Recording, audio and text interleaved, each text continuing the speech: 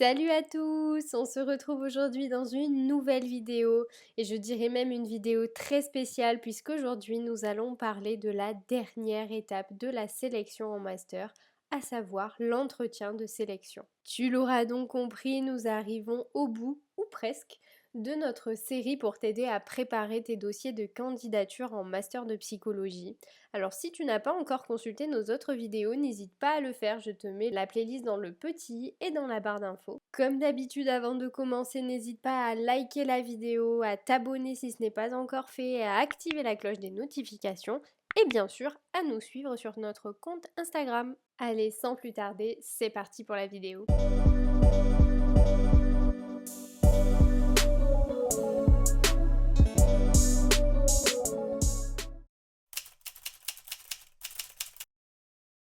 La première chose que j'aimerais te dire au sujet de cet entretien, c'est que si tu regardes cette vidéo parce que justement tu as la convocation à un ou plusieurs entretiens de sélection, c'est bravo. Bravo parce que beaucoup d'étudiants n'arrivent pas déjà jusqu'à cette étape. Donc tu fais partie de ceux qui ont eu par mérite, par chance, parce que c'est pas toujours très équitable ce qui se passe pendant les sélections, mais en tout cas, tu as la chance d'être arrivé jusque-là et donc il va falloir la saisir et t'y accrocher.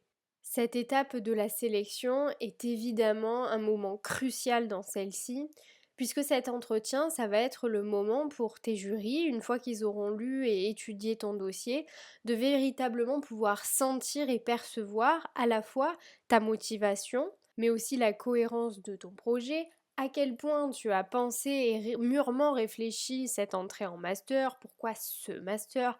Bref, tu l'auras compris, c'est un peu la synthèse de tout ce que tu as déjà dit dans ton dossier, mais là, il va falloir l'exprimer de vive voix en un temps limité, et donc il va falloir être très clair et très concis. C'est clairement le moment où il faut tout donner.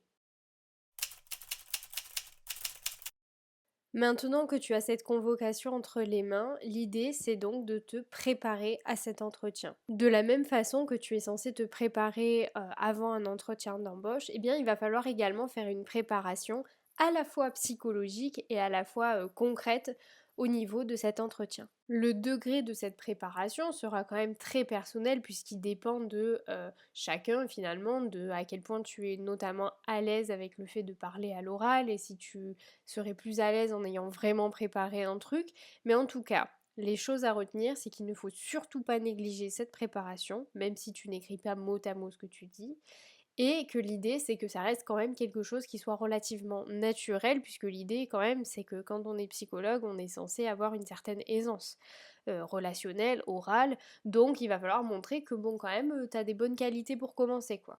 Mon premier conseil, c'est donc au moment où tu vas faire cette préparation, alors peu importe que tu te fasses une liste mentale des points que tu veux aborder ou que tu écrives sur un papier des mots-clés ou des phrases entières, peu importe, ça encore une fois c'est très personnel, je te conseille vivement de te mettre dans un lieu où tu es seul ou seul et où tu vas pouvoir te poser tranquillement, réfléchir et vraiment essayer de te rappeler et de revivre au sens expérientiel le pourquoi tu es là, pourquoi tu as décidé un beau jour de te lancer dans des études de psycho, pourquoi tu as décidé de continuer et de devenir psychologue, et toutes ces choses qui font que tu es là aujourd'hui, que tu as peut-être travaillé au cours de ton cursus, et vraiment t'imprégner de toute cette motivation, cette volonté et cette envie de réussir en fait. C'est vraiment l'ensemble de toutes ces choses qui va permettre de donner une tonalité à ton discours qui va être de l'ordre de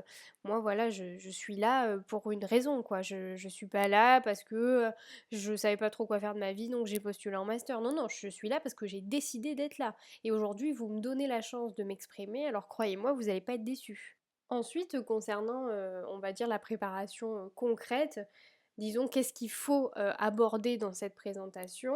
Et bien là, ça se fait en plusieurs points ou en plusieurs temps. Évidemment, ça va, dépendre de la construction de l'entretien. Alors je ne sais pas si aujourd'hui, à l'heure où tu regardes cette vidéo, tu as des infos spécifiques sur ton entretien, à savoir sa durée, est-ce qu'il y a une répartition de la parole très spécifique?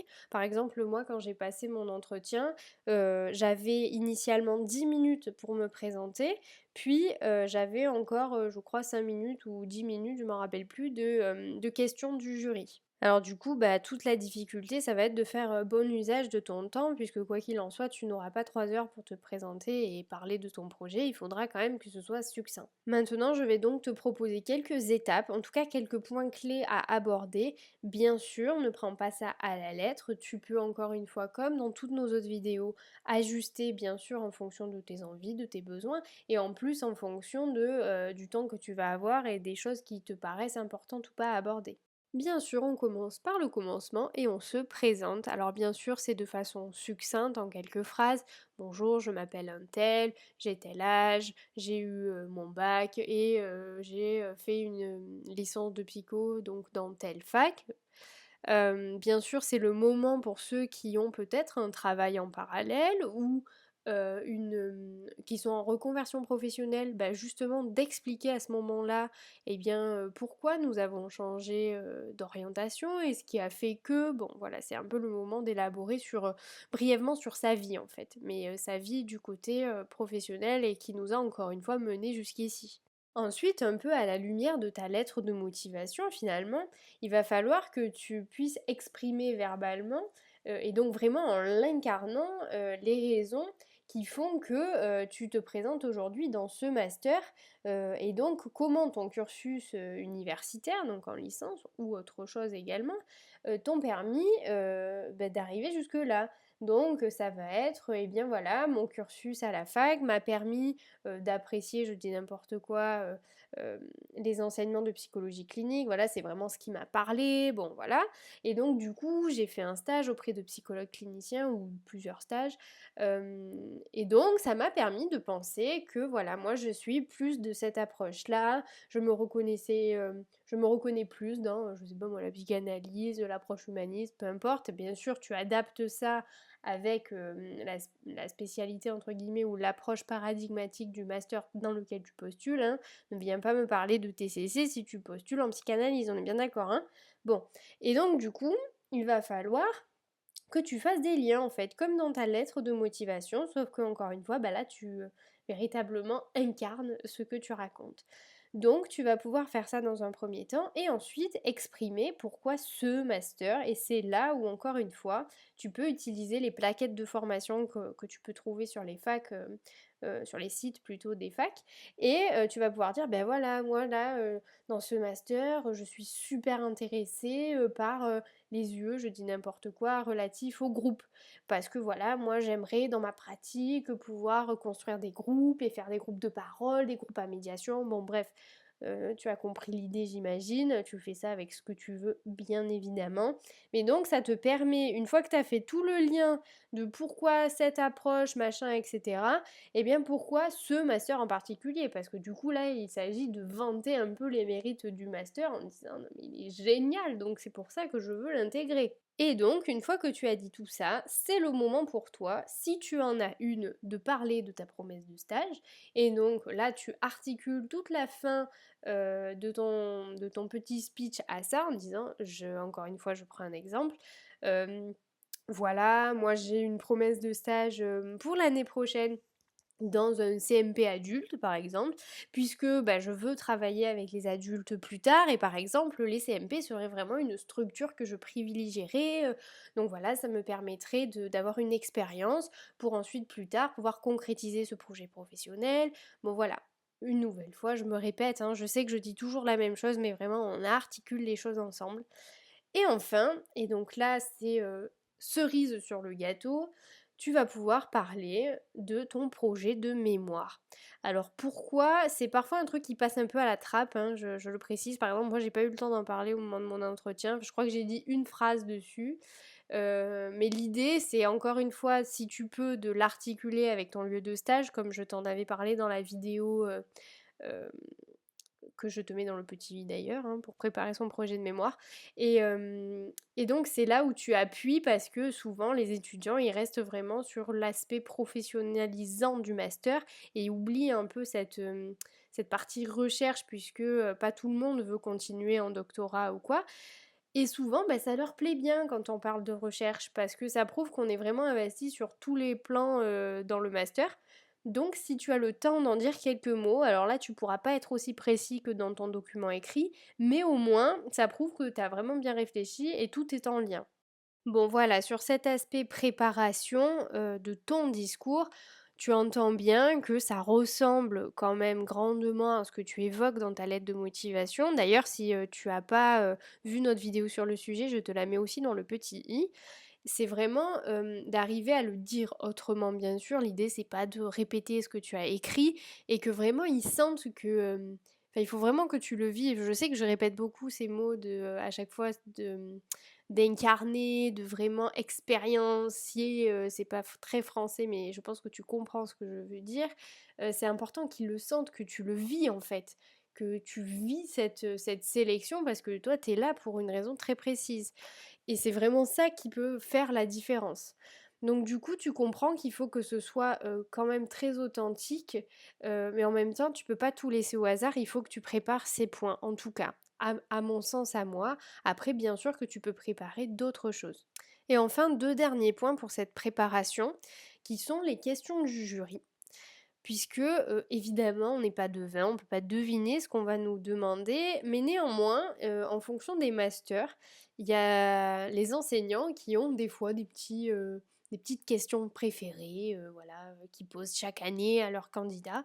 Donc, là où tu as obtenu un entretien, je t'invite vivement à essayer de contacter des étudiants de ce master en fait qui sont passés à la sélection et de leur demander un peu, tu mènes un peu ton enquête de savoir qu'est-ce qu'on vous a demandé pendant l'entretien et donc parfois il va ressortir des petites questions. Alors là je peux pas te les donner parce que ça dépend vraiment des personnes là pour le coup, mais ça peut être des trucs qui ont soit un rapport avec la théorie, donc là en général c'est des questions bien stressantes parce que du coup tu peux pas anticiper, mais après ça peut avoir un rapport avec tes lectures ou je sais pas moi une approche, pourquoi telle approche par exemple, tu vois tout à l'heure je te disais, je te prenais l'exemple de si on est très friand de l'approche psychanalytique, bah pourquoi, à quoi ça vous fait écho, à quoi ça vous fait penser, bon j'en sais rien, hein, là, j'invente complètement, mais c'est pour te donner une idée.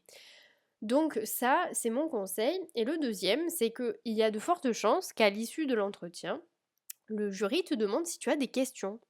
Et en fait, ben, comme un entretien d'embauche classique, c'est important d'avoir des questions à leur poser et de pas dire non, non, c'est bon, tout est clair et tout. Alors ça peut être une question toute nulle, mais en tout cas qui aura un rapport avec le master. Alors moi perso, ce que j'avais fait, c'était que j'avais pris sur la plaquette un truc, mais auquel j'avais la réponse, hein, mais là je m'en rappelle plus, mais j'avais pris un élément de la plaquette et je leur avais posé la question. Alors je sais plus, je crois que c'était sur une UE en particulier, mais j'avais déjà la réponse à cette question, mais c'est pas grave. Je voulais un peu plus d'approfondissement sur un truc, ou sur une question peut-être d'emploi du temps, enfin j'en sais rien. Un truc qui fait que ben ils voient que en fait t'as fait tes recherches quand même sur leur master et que t'es pas venu les mains dans les poches. Donc voilà, ça conclut un peu l'entretien sur une démarche un peu gage de motivation, quoi. Bon, et bien maintenant, je pense avoir fait le tour de tout ce que j'aimerais te dire au sujet de cet entretien. Alors bien sûr, il y a encore une fois plusieurs façons de le préparer, plusieurs façons de le penser, mais ce qui est hyper important à mon sens, c'est d'être authentique et vraiment de vivre le truc avec le plus d'implication possible, puisque en fait c'est vraiment ta chance là, c'est vraiment maintenant tout de suite que ça va se jouer, et même si ça peut engendrer une immense pression, c'est important que tu te dises que c'est pas la peine en fait de s'angoisser. Alors bien sûr ça changera rien, hein, on est d'accord entre toi et moi, tu vas être stressé, tu vas être peut-être très angoissé même rien que d'y penser et encore plus en y étant, mais l'idée voilà c'est que tu vives le moment, et sur notre page Instagram, on en parle souvent de cette question de vivre le moment, de vivre l'instant présent. Bon, bah là, c'est le cas. Et il va falloir essayer de mettre de côté toutes ces craintes, toutes ces incertitudes qui sont liées à la sélection et au processus même hein, de sélection, puisque le fait d'être sélectionné parmi d'autres candidats, cette dimension de concours, elle est stressante, qu'on le veuille ou non. Mais là, c'est vraiment le moment de, si je peux dire, le moment de briller, quoi. C'est le moment de montrer qui tu es, pourquoi tu es là, et je trouve que c'est un beau moment de rétrospective pour soi aussi, malgré un contexte, tout pourri, on est d'accord. Mais voilà et je trouve que, eh bien, avoir, des en enfin, je me mets à la place des enseignants et j'ai pu en discuter avec certains dans l'après-coup, donc c'est pour ça aussi que je me permets de le dire. C'est que parfois, bah, voilà, il y a des entretiens de sélection où vraiment c'est, presque émouvant parce que la personne, elle est là et vraiment elle, enfin, c'est fluide, c'est naturel et c'est poignant en fait. Voilà, c'est ça que je voulais dire. Il faut penser que les jurys, ils voient des élèves passer, déjà tous les ans et en plus dans la journée, ils peuvent avoir je sais pas combien d'entretiens. Et donc si, par ton ta personnalité, ton authenticité, tu es toi en fait tout simplement, bah, ça va tout de suite être beaucoup plus prégnant et évidemment, tu l'auras compris, ça augmente tes chances aussi. Ce qui est le but, 1er, on est d'accord, mais du coup là, il va falloir, essayer de se détacher de l'expérience stressante pour en faire vraiment une belle expérience. Voilà, je vais maintenant clôturer la vidéo sur ces quelques mots. J'espère qu'elle t'aura plu, j'espère surtout qu'elle t'aura motivé. Tu l'auras peut-être remarqué si tu es un habitué de nos vidéos, mais aujourd'hui je voulais pas te donner une liste de choses à faire très protocolaire, très voilà, on fait comme ci comme ça, même si je t'ai donné quand même des pistes pour construire ta préparation. Mais je voulais vraiment te parler, on va dire un peu avec le cœur, quoi, et vraiment te transmettre cette envie de tout donner quoi. Et j'espère que cette vidéo te motivera et peut-être te fera un petit peu relativiser cette épreuve et bien sûr qu'elle t'apportera l'aide nécessaire pour traverser cette étape parce que c'en est une et elle est importante. Voilà, bon en tout cas je te souhaite bon courage pour la suite. Tous mes vœux de réussite par rapport à cette sélection, cet entretien et tout le reste d'ailleurs. Et puis je te dis à très bientôt dans une prochaine vidéo.